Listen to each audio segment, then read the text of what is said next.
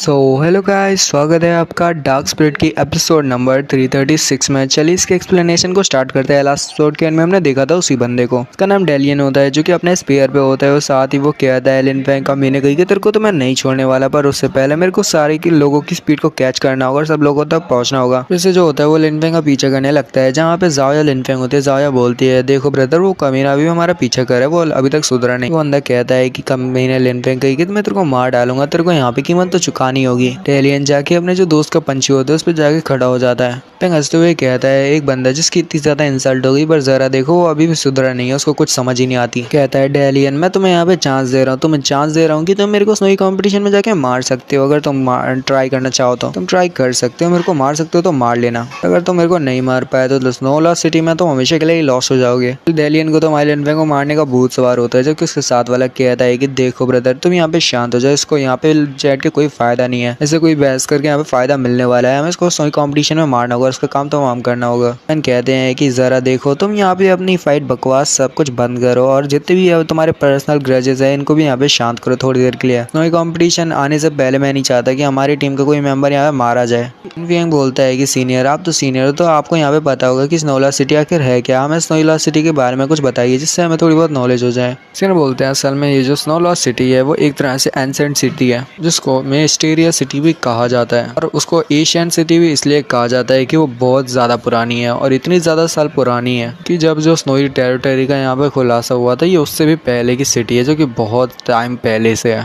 स्नोला city की पता नहीं क्या दिक्कत है, वहाँ पे हर साल जो एक तरह की फॉग पूरी तरह से सिटी को घेर के रखी हुई है, और वो कुछ ही वीकेंड पे या फिर स्नोई कंपटीशन जैसे बड़े कंपटीशन में वो जैसे वो जो फॉग होती है वहाँ से हट जाती है। वहाँ पे किसी को भी अलाउ नहीं किया जाता कि वहाँ पे जाए और वहाँ पे जाके देखे, किसी को भी वहाँ पे पैर रखने की अनुमति तक नहीं दी गई है। ये स्नोई एरियाज के एकदम मिडल में है। बहुत से लोगों तो बहुत से लोगों ने तो यहाँ पे स्नोई लॉस्ट सिटी को ढूंढने की कोशिश भी की है, उस मैजिकल सिटी को ढूंढने की कोशिश की है, बट सारे लोग फेल होते हैं, उनको नहीं मिल पाती। साथ ही कहते हैं कि मेरे को नहीं पता कि आखिर ऐसा कौन सा एम्पायर होगा जो कि स्नो लॉस्ट सिटी में पहले पहुंचेगा। जो स्नो कंपटीशन होता है ये हर 10 सालों बाद होता है, तो यहाँ पे देखने को आएगा कि कौन यहाँ पे स्नो कंपटीशन में जीतेगा। स्नो कंपटीशन में हिस्सा लेने के लिए अदर जो एम्पायर्स है वहाँ से बहुत से नए नए और टॉप के जीनियसेस आने वाले हैं स्नो कंपटीशन में हिस्सा ले गया, अपनी जो एम्पायर है उनका जो है नाम रोशन कर सके, तो इसलिए बहुत से जीनियसेस आए हैं स्नो कंपटीशन में हिस्सा लेने के लिए। और इस कंपटीशन के स्टार्ट होने से पहले तुम्हें बता दिया जाएगा कि तुम्हें करना क्या है। वैसे तो यहाँ पे सिर्फ फाइंड होने वाला है, यानी किसी चीज को फाइंड करना है, वो भी एक मेज के अंदर जाके, यानी कि तुम्हें एक तरह से मेज के अंदर छोड़ दिया जाएगा, तुम्हें वहाँ पे जाके किसी चीज को ढूंढना है जो कि तुम्हें कंपटीशन स्टार्ट होने से पहले बता दिया जाएगा। मेज यानी भूल भुलैया भी आप कह सकते हो एक तरह से। नेक्स्ट सीन में दिखाते हैं स्नोला सिटी का सीन, जो कि साउथ ईस्ट का स्नोला सिटी होता है। जबकि एक बंदा पीछे मुड़ के देखता है ऊपर की तरफ जहाँ पे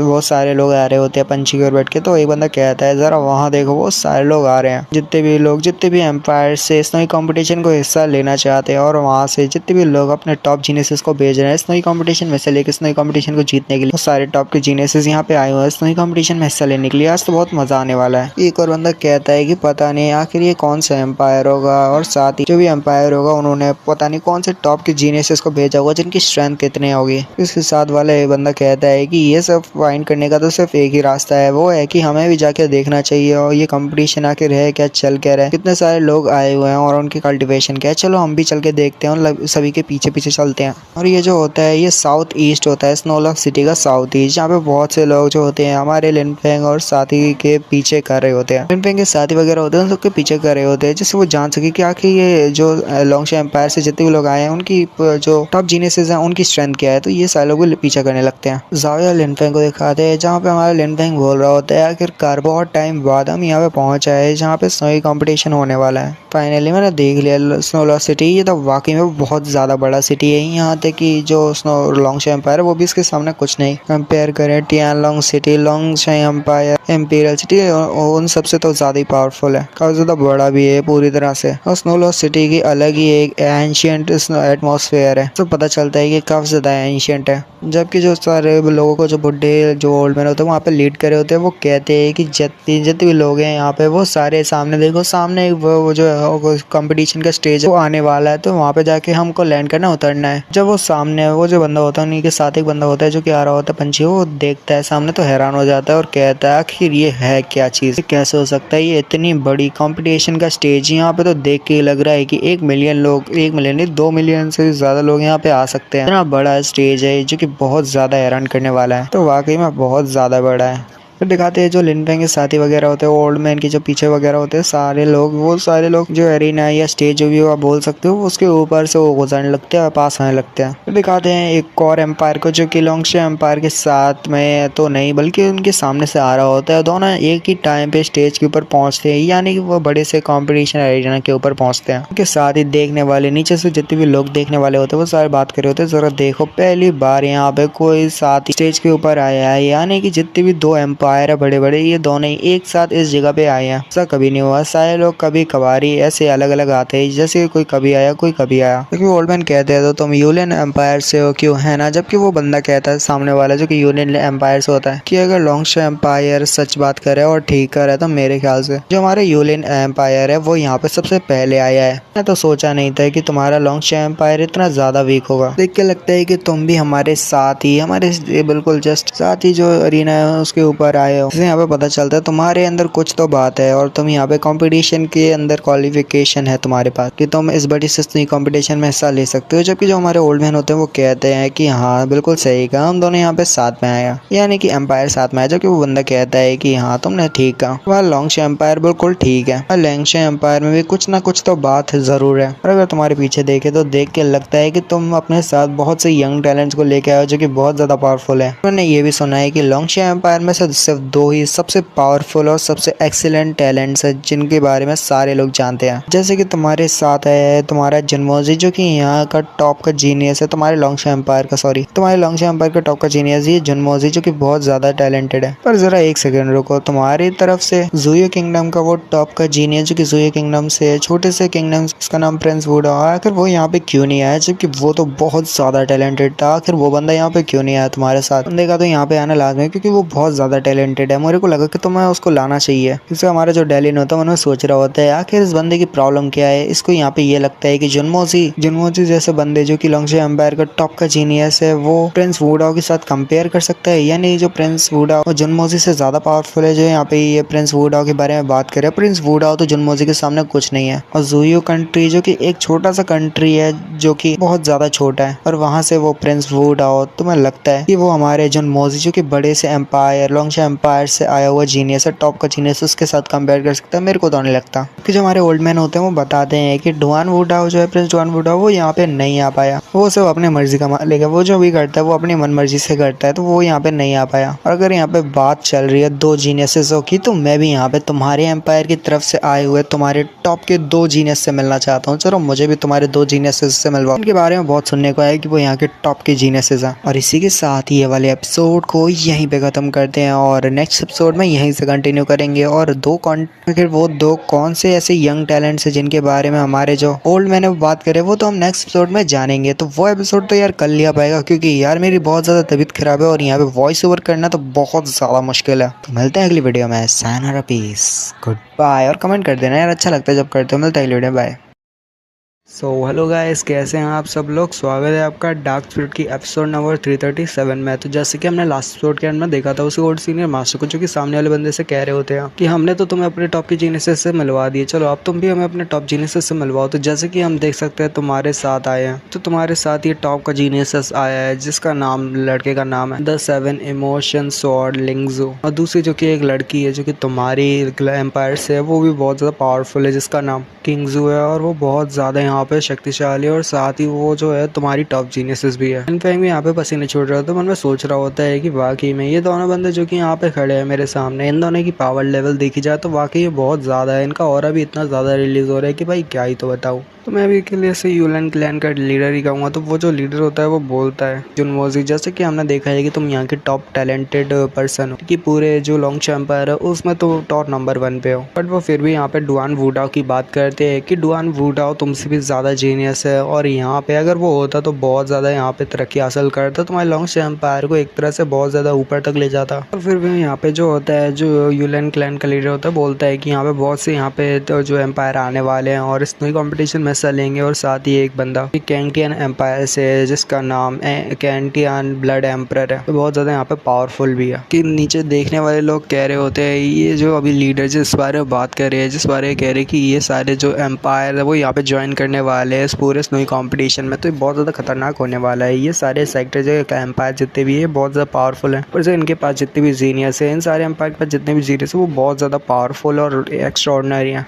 मन में सोच रहा होता है जो 4 बड़े एम्पायर है इनमें से सारे लोग के पास जितने भी जीनियस है वो बहुत ज़्यादा है, और अगर उन सब की जीनियस देखा जाए कि वो कितने ज़्यादा जीनियस है तो बिल्कुल ऐसे ही है जैसे अपने एम्पायर के टॉप 1 के नंबर 1 जीनियस, जैसे कि हमारा जुनमोजी है लोंगशो एम्पायर का टॉप का जीनियस, वैसे ही अदर कंट्रीज के भी टॉप की जीनियस जो कि बहुत ज़्यादा पावरफुल है जुनमोजी की तरह। ये बहुत ज़्यादा मुश्किल होने वाला है कि इसमें पूरी तरह से हमको कम्पीट करना होगा 8 सीटों के लिए, कौन कितनी सीट पे आ पाता है, कितने कितने रैंक पे कोई आ पाता है। ये तो बहुत ज़्यादा मुश्किल होने वाला है कम्पीट करना, क्योंकि यहाँ के टॉप के जीनियसेस आने वाले इस नई कॉम्पिटिशन में हिस्सा लेने के लिए। यूलन क्लैन का जो एम्पायर का जो लीडर होता है वो कहता है चलो बातें बहुत हो गई, चलो हम नीचे चलते हैं और देखते हैं। जो हमारे ओल्ड सीनियर होते हैं वो सोच रहे होते हैं मन में कि जो यूलन क्लैन एम्पायर के जो लीडर है ये बहुत ज़्यादा शक्तिशाली है, और साथ ही इनके पास जो इनके टैलेंट्स है 2 टैलेंट्स है कि वो भी बहुत ज़्यादा पावरफुल है। बाकी मैं लोंगशो एम्पायर में जितने भी टैलेंट्स है उनको बहुत ज़्यादा मुश्किल होने वाली है इस पूरे नई कॉम्पिटिशन को जीतने के लिए, उन्हें बहुत ज़्यादा खतरनाक कम्पीट करना होगा और यहाँ पे सबको हराते हुए आगे बढ़ना होगा, वरना तो हमारा लोंगशो एम्पायर टिक नहीं पाएगा। फिर वो सभी अपने जो होते हैं सभी स्टूडेंट्स से कहते हैं, स्टूडेंट ही बोलूँगा मैं तो, सभी कल्टिवेटर से कहते हैं कि चलो चलो आ जाओ नीचे चलते हैं। फिर उन सभी के जो पंछी होते हैं जो सारे नीचे की तरफ आते हैं तो दिखाते हैं, जितने भी लोग देखने वाले बात कर रहे होते हैं कि वाकई पे जरा देखो लोंगशो एम्पायर से जितने भी यहाँ पे टॉप के जीनियसेस आए हुए हैं वो सारी एम्प्रेस है, उनकी पावर भी बहुत ज़्यादा इम्प्रेसिव है। कि दूसरा बंदा कहता है ये तो ऐसा है गन पाउडर की स्मेल है जो कि गन चलने से पहले की है, यहाँ पे बहुत सारी गन चलना स्टार्ट होगी और अपनी पावर दिखाएगी कि कितनी ज़्यादा ये वो शक्तिशाली है। चलते आगे तरफ बढ़ते, जबकि हमें नेक्स्ट दिखाया जाता है यही फैमिली के वो बंदे का रहता है यंग मास्टर जो भी आप कह सकते हो, वो जो पीछे की तरफ मुड़ के देखता है और कहता है कि यार यही फैमिली यहाँ पे आई है, क्या मेरे डैड है, क्या डैड यहाँ पे आया, यही फैमिली को यहाँ पे रिप्रेजेंट कर रहा था, लगता है वो मेरे से बहुत ज़्यादा खुश है और यहाँ पे आया। इस बंदे का रैम जो रहता है वो टियानमिंग रहता है, जबकि उसके जो फादर होते हैं डैड होते हैं वो वहाँ पे आते हैं और कहते हैं मन में कि वाकई में जो टियानमिंग है बहुत ज़्यादा जीनियस है, मेरे को लगता है कि ये इस कॉम्पिटिशन में राइज और शाइन करेगा क्योंकि हमारी यही फैमिली को रिप्रेजेंट कर रहा है। तो पूरे जब ये जीतेगा और काफ़ी ज़्यादा अच्छे रिजल्ट को हासिल करेगा तो हमारी यही फैमिली का नाम बहुत ज़्यादा रोशन होगा और हर तरफ हमारे यही फैमिली के चर्चे होंगे। बीच टेमिंग स्टैक्स वो जो बंदा होता है मास्टर होता है वो उनका वो कहता है वो किंग तुम कैसे, जबकि हमें वो किंग को दिखाया जाता है जो कि पीछे मुड़ के कहता है आप। फिर यहाँ पे शायद से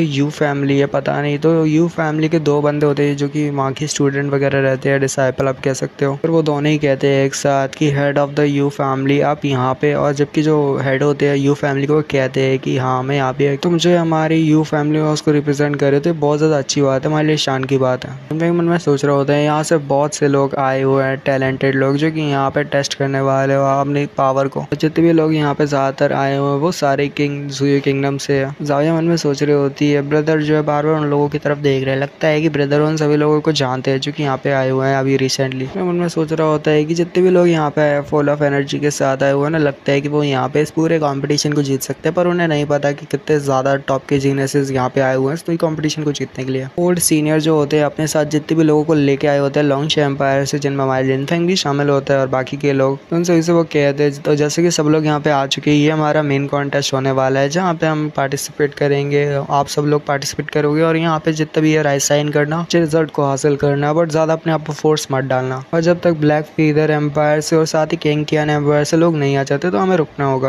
और फिर जो ओल्ड सीनियर होता है वो सबसे कहते हैं कि जैसे कि तुम सब लोग यहाँ पे आ चुके हैं इस नोला सिटी में, तो तुम्हें फिर से मैं रिमाइंड कर देता हूँ कि यहाँ पे बिल्कुल केयरफुल रहना है, तुम कोई भी लापरवाही यहाँ पे नहीं कर सकते, एक लापरवाही और तुम्हारी जान भी जा सकती है। ओल्ड सीनियर कहते हैं तो ठीक है, तुम सबको मेरी बात समझ में आई, जबकि सारे लोग कहते हैं हम समझ गए सीनियर, आपका बहुत बहुत शुक्रिया हमें बताने के लिए। टियानमिंग जो होता है फिर वो अपने फादर से कहता है, वैसे तो अपने फादर को अभी इस ट्रांसलेशन में ग्रैंड फादर कह रहा है बट मैं इसको उसका फादर ही कहूँगा। टियानमिंग अपने फादर से कहता है कि फादर आप उसको यहाँ पे नहीं मिल सकते और ना उसे यहाँ पे देख सकते हो। जबकि उसके फादर कहते हैं आखिर मैं उसको भला क्यों नहीं देख सकता, आखिर क्या हुआ, क्या बात है। तो जो टियानमिंग होता है वो हमारे जो होता है हमारे लिनफेंग की बात कर रहा होता है और कहता है कि फादर आप उसे नहीं मिल सकते क्योंकि वो पूरी तरह से मिसिंग है और गायब है। उसका अता पता नहीं कि वो आखिर है कहाँ है, जिंदा भी है कि मर चुका है। उसके जो फादर होते हैं वो बहुत ज़्यादा वहाँ पे हैरान हो जाते हैं। ग्रैंड फादर होता है पता नहीं कौन होते हैं, वो यहाँ पे बहुत ज़्यादा हैरान होते हैं। सबके जो वो बेटा होता है उनका वो कहता है कि हाँ फादर वो पूरी तरह से मिसिंग है, उसका अता पता नहीं है कि वो कहाँ पे है। और ज़्यादातर लोग कह रहे हैं कि वो मर चुका है और कुछ लोग कह रहे हैं कि वो अभी भी जिंदा है बट मिसिंग है। यहाँ लॉन्ग सिटी में उसको लास्ट टाइम उसी जगह पे देखा गया था जहाँ पे वो ऑक्शन टाइप की वो जगह थी। उसके बाद रात में पता नहीं उसके साथ क्या हुआ बट अचानक से वो पूरी तरह से गायब हो चुका था। टियानमेंग कहता है फादर आपको लगता है कि ये ठीक है, मतलब फादर आपको लगता होगा कि ये बिल्कुल भी ठीक नहीं है बट मेरे हिसाब से और मेरे ख्याल से तो ये बिल्कुल ठीक हुआ उस बंदे के साथ। कि उसके फादर कहते हैं अबे तेरे को क्या पता है, तेरे को कुछ भी नहीं पता था, ये बहुत ज़्यादा खतरे की बात है और ये बहुत ज़्यादा बुरी बात है अगर वो यहाँ पे मिसिंग है तो। यहाँ पे मिसिंग है और ये बात मेरे को बहुत ज़्यादा खाली फील करवाई। मेरे को यकीन नहीं हो रहा इस बात पे कि आखिर लिनफेंग मिसिंग कैसे हो सकता है। और अगर जब ये बात हुई मिंगी को पता चलेगा तो उसका तो दिल ही टूट जाएगा जब उसको ये बात पता चलेगी कि असल में जो लिनफेंग पूरी तरह से मिसिंग है। क्योंकि वो जो 20 सेक्ट से जो बंदा होता है लीडर होता है 20 सेक्ट का, वो वहाँ पे हंसने लगता है और कहता है कि बहुत अच्छा ही हुआ, उस बंदे को तो ऐसे ही मर जाना चाहिए था और गायब हो जाना चाहिए था, ये तो बहुत पहले हो जाना चाहिए था। चलो अच्छा ही है कि अभी भी ये हो चुका है, मतलब अभी ये हो चुका है और जबकि वो गायब हो चुका है तो उसमें अब रोने की बात क्या है। कि यू फैमिली का जो हेड होता है वो भी यहाँ पे हंसने लगता है और कहता है उन दोनों के जो वो जीनियसेस होते हैं जिनको वो अपना टॉप जीनियस मानता है, उन दोनों बंदों से कहता है कि बहुत बढ़िया, तुमने बहुत ज़्यादा अच्छा काम किया है, तो चलो अब तुम्हारे जो मेरिट्स है उनको बढ़ाने का टाइम आ चुका है, तो तुम्हें यहाँ पे तरक्की मिलेगी। जो यू फैमिली का जो पैट्रियाज होता है वो यहाँ पे पैट्रियाज नहीं लीडर ही कह सकते हो, लीडर यहाँ पे कहता है पैट्रियाज लीडर एक ही बात कहता है कि इन दोनों ने बहुत ज़्यादा अच्छा प्लान किया कि हमने यहाँ पे हुआ एसोसिएशन के साथ हाथ मिला के लिनफेंग को पूरी तरह से ख़त्म कर दिया और ये हमारा ही प्लान था। वो हमारे लिए एक बहुत ज़्यादा बड़ा एक थ्रेट था जिसको हमने पूरी तरह से हटा दिया है। अब हमारे लिए कोई भी ज़्यादा मुश्किल बात नहीं है, अब आराम से हम यहाँ पे बहुत ज़्यादा अच्छे से इस कंपटीशन को जीत सकते हैं। कहता है इम्पीरियल सिटी से अभी भी लोग जो है अभी तक यहाँ तक नहीं पहुँचे, आखिर बात क्या है, क्या वो यहाँ पे उन्हें कोई दिक्कत होगी, वो यहाँ पे अभी तक नहीं है। लिनफेंग यही सोच रहा होता है। हमें दिखाया जाता है आसमान के जहाँ पे दिखाते हैं एक ईवल कफिन जो होता है वो उड़ता हुआ आ रहा है, कफिन टाइप भी बोलेंगे। लिनफेंग इसको देख के हैरान होता है और क्या आता है ईवल स्पिरिट। और इसी के साथ ही वाला एपिसोड यहीं पे खत्म हो जाता है। You will enjoy, leave a like अगर आपको पसंद आती है। मिलते हैं अगली वीडियो में। साना पीस, गुड बाय, मिलते हैं, बाय। हेलो गाइस, स्वागत है आपका डार्क स्पिरिट की एपिसोड नंबर 338 में। चलिए इसके एक्सप्लेनेशन को स्टार्ट करते हैं। लास्ट एपिसोड के एंड में हमने देखा था फिर हमारा कह रहा होता है और सोच रहा होता है कि आखिर ये हो क्या रहा है। इंपीरियल सिटी वालों को तो यहाँ पे आ जाना चाहिए था, वो अभी तक यहाँ पे क्यों नहीं पहुंचे, उन्हें तो जल्दी आ जाना चाहिए था। क्या उनके साथ कोई मसला हो गया रास्ते में, पता नहीं। अचानक से हवा में दिखाया जाता है आसमान में वहाँ पे एक जो होता है कॉफिन होता है, ताबूत या जो भी होता है, वो उड़ते हुए आ रहा होता है। जबकि लिनफेंग कहता है ये इतनी ज्यादा इवल स्पिरिट कहाँ से आ रही है, क्या वो वहाँ उस चीज से आ रही है। जबकि देखने वाले लोग भी कह रहे होते हैं वो कॉफिन यहाँ पे आ रहा है तो कितनी ज्यादा इविल स्पिरिट रिलीज हो रही है और काफी ज्यादा डिमोनिक पावर रिलीज हो रही है, आखिर ये है क्या। कि एक बंदा ध्यान से देखता है और फिर साथ ही कहता है चिल्लाते हुए कि नहीं वो तो एक कॉफिन है, वो एक बड़ा सा कॉफिन है। फिर वो बंदा यहाँ पे कहता है ये तो ब्लैक फीदर एम्पायर से वो बड़ा सा और खतरनाक सा टियानशा सेक्ट है जो कि बहुत ज्यादा पावरफुल है पूरे ब्लैक फीदर एम्पायर में, तो वो यहाँ पे आ चुका है। कि जो लिनफेंग होता है वो टियानशा सेक्ट के बारे में ही सोच रहा होता है और कहता है कि हम फिर से मिल रहे हैं। अगर आपको याद नहीं हो तो कुछ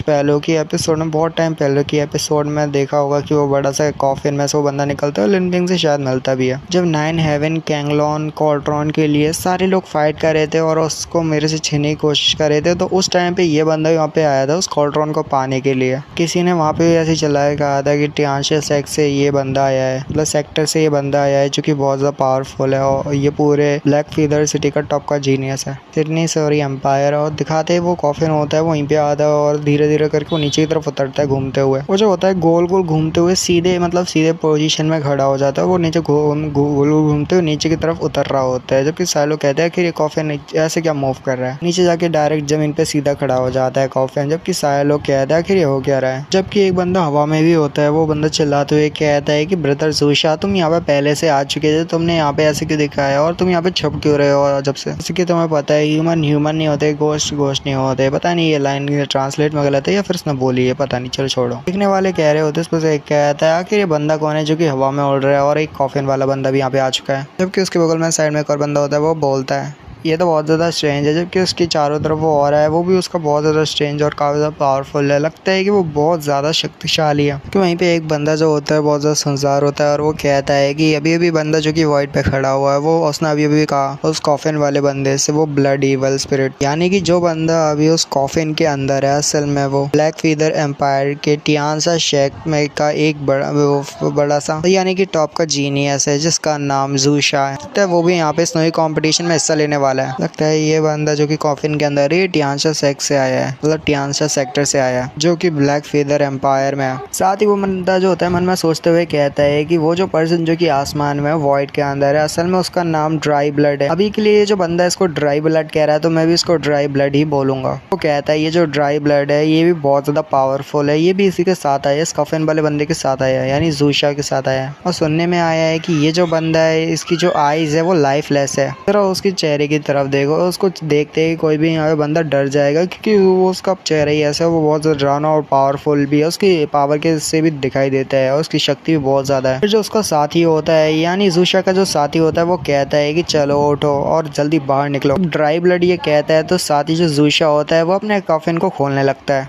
जबकि देखने वाले कह रहे होते हैं जरा वहाँ देखो वो कॉफिन अपने आप खोल रहा है, लगता है वो बाहर आने वाला है वो इवल स्पिरिट। जरा तो वहाँ देखो वो कॉफिन वाला बंदा जब बाहर निकल रहा है तो कितनी एनर्जी वहाँ पे रिलीज हो रही है। भाई साहब जो कॉफिन का सामने वाला दरवाजा होता है जब वो वहाँ पे गिरता है नीचे की तरफ जो जमीन होती है वो भी टूट जाती है। तो आप सोच सकते हो और अंदाजा लगा सकते हो कि उसका जो कॉफिन का जो वो दरवाजा सा है क्या है वो कितना ज्यादा भारी होगा। जो ज़ूशा होता है वो चलते हुए आगे की तरफ आता है और उस ड्राई ब्लड से कहता है कि ये ड्राई ब्लड लगता है कि हम यहाँ पे पहले आए हैं और मुझे तो मजा आ गया, यहाँ पे पहले आके थोड़ा बहुत अच्छा फील हो रहा है। देखने वाले कह रहे होते हैं जरा देखो ये दोनों ही मॉन्स्टर है, इनकी पावर तो देखो, फील करो इनकी पावर कितनी ज्यादा पावरफुल है ये दोनों। खासकर कि ये ज़ूशा जो कि अभी अभी कॉफिन से बाहर निकला है, कॉफिन से बाहर निकलने के बाद इसकी पावर रिलीज हो रही है और वो ड्राई ब्लड जो कि वॉइड के अंदर वो भी बहुत ज्यादा पावर है जो कि ज़ूशा के साथ आया है। के अंदर से असल का डिमोनिक ऑरा रिलीज हो रहा है जो कि वाकई में डिमोनिक ऑरा कहलाने के लायक है। जबकि देखने वाले बंदों में से एक बंदा कहता है दूसरे वाले से, ओए जरा वहाँ तो देखो वहाँ पे कोई आ रहा है। लगता है अचानक से किसी की आवाज आ रही होती है आसमान से, ना तो ये ड्राई ब्लड की होती है ना तो ये ज़ूशा की होती है, बल्कि किसी और की होती है जो कि आ रहा होता है पूरे स्टेज के आगे। मतलब और जो आ रहा होता है वो कहता है यूलेन एम्पायर से तुम, एक तो 7 इमोशन स्वॉर्ड लिंक जाओ है और दूसरा वही लड़की जो कि टॉप की जीनियस है यूलेन एम्पायर। सुनने में आया तुम दोनों बहुत ज्यादा जीनियस हो, वो भी टॉप के जीनियस हो यूलेन एम्पायर से।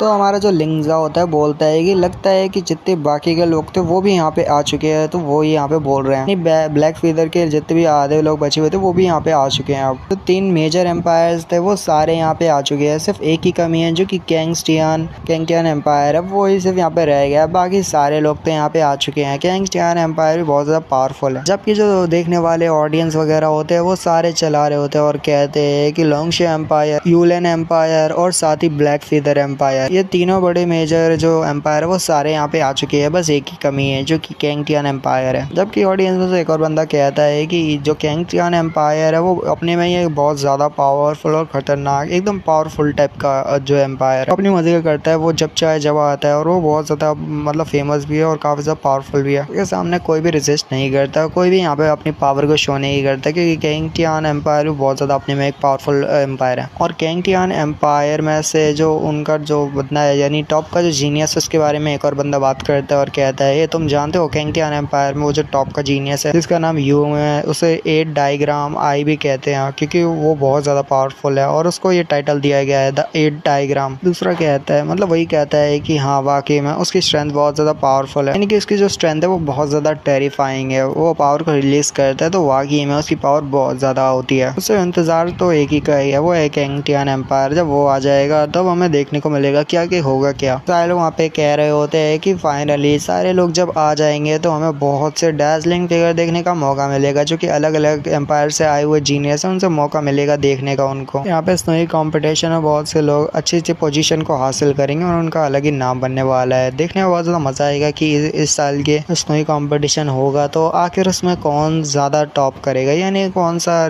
अच्छे रैंक को हासिल करेगा। जबकि यहाँ पे लिनफेंग भी होता है जो कि जुनमोजी की तरफ कहता है देखते हुए कि अगर इन सबको जुनमोजी से कंपेयर किया जाए तो जुनमोजी इनके जैसा इनसे बिल्कुल अलग नहीं है, बिल्कुल इनसे बिल्कुल अलग नहीं है। सबको नज़रअंदाज नहीं किया जा सकता क्योंकि ये सब लोग बहुत ज़्यादा पावरफुल है और वाकई में जीनियस कहलाने के लायक है। वो भी मतलब लायक है, वो भी अपने जो एम्पायर है उनके टॉप के जीनियस होने के लायक है। समझ नहीं आ रहा कि मैं इन सब लोगों से कम्पीट कैसे करूँगा। ये तो अलग ही अपने जो एम्पायर है उनके टॉप के जीनियस है जो कि यहाँ पे आए हैं उसने कॉम्पिटिशन में हिस्सा लेने के लिए। ये कॉम्पिटिशन तो बहुत ज़्यादा मज़ेदार होने वाला है। कि लिन फेंग मेरे मन में सोच रहा होता है आखिर ये सारे लोग जो कि आए हैं ब्लैक फीदर एम्पायर से और बाकी सारे लोग भी कहता है ये सारे लोग जब यहाँ पे आए तो डायरेक्ट वो जो जाके स्टेज पे खड़े हो गए, जबकि बाकी के जितने भी लोग हैं वो सारे नीचे खड़े हुए हैं। पावरफुल लोग हैं वो सारे आके स्टेज पे खड़े हो गए। आखिर ये सब लोगों का अटेंशन अपनी तरफ करे, जैसे जो सारे ऑडियंस है वो सब उन्हीं पावरफुल लोगों को देख रहे हैं जो कि आके डायरेक्ट स्टेज पे खड़े हो गए। पर मैं लिन फेंग मैं यहाँ पे ऐसे नहीं खड़ा रह सकता। यहाँ पे ये सारे लोग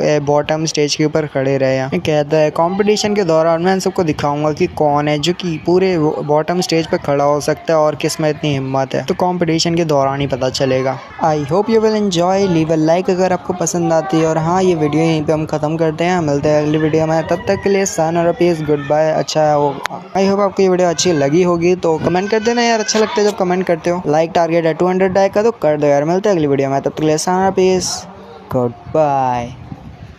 सो हेलो गाइस, स्वागत है आपका डार्क स्पिरिट की एपिसोड नंबर 339 में। चलिए इसके एक्सप्लेनेशन को स्टार्ट करते हैं। लास्ट एपिसोड के एंड में हमने लिन फेंग को देखा था जो कि बोल रहा होता है मैं लिन फेंग मैं एक दिन ऐसा आएगा जिस दिन मैं वहाँ स्टेज पे खड़ा आऊँगा और सारे लोग नीचे बैठे होंगे, यानी कि स्टेज के बॉटम में मैं आऊँगा। अभी जिस टाइम पे ये लोग हैं, अब कंपटीशन के बाद देखते हैं कि कौन स्टेज के ऊपर रहता है और बाद में देखते हैं कौन नीचे रहता है। मुझे बस ये ध्यान रखना है कि मैं किसी के नज़र में ना आ जाऊँ, ना मेरी जो ट्रू आइडेंटिटी है वो रिवील हो जाए, वरना मेरे लिए प्रॉब्लम हो जाएगी। पर मैं इस कॉम्पिटिशन के बाद स्टेज के ऊपर आऊँगा, ये तो मैं चैलेंज कर सकता हूँ। और मेरे को पता चला है कि डुआन वू डाओ इस जगह पे बहुत ज़्यादा फेमस है और उसके बहुत ज़्यादा चर्चे भी हैं। डुआन वू डाओ बहुत ज़्यादा जीनियस है, टॉप का जीनियस है वो ज़ुयू किंगडम से। डुआन वू डाओ की रेपुटेशन पूरी तरह से स्नोई रीजन में पूरी तरह से फैल चुकी है और सारे लोग डुआन वू डाओ की बात करें कि डुआन वू डाओ कितना बड़ा जीनियस है, टॉप का जीनियस है। और मैं लिन फेंग यहाँ पे वादा करता हूँ एक टाइम आएगा जिस टाइम पे डुआन वू डाओ जैसे ये ताकतवर लोग मेरे घुटने टेकेंगे, मेरे सामने झुकेंगे। और अभी जिस टाइम पे जैसी रेपुटेशन डुआन वू डाओ की, एक टाइम पे उससे भी ज़्यादा खतरनाक रेपुटेशन तो मेरी होने वाली है। और ये मैं इस बात का वादा करता हूँ कि मेरे सामने कोई नहीं टिक पाएगा, भले वो कितना पावरफुल क्यों ना हो। फिर हमें दिखाते दो बंदों का सीन जो कि घोड़े पे होते हैं। एक तो पोजन होता है, लिन फेंग के दोनों दोस्त होते हैं, एक तो पोजन होता है और साथ ही एक हानमैन होता है जिनको आप याद ही होगा। मैन होता है वो बोलता है पोजन से कि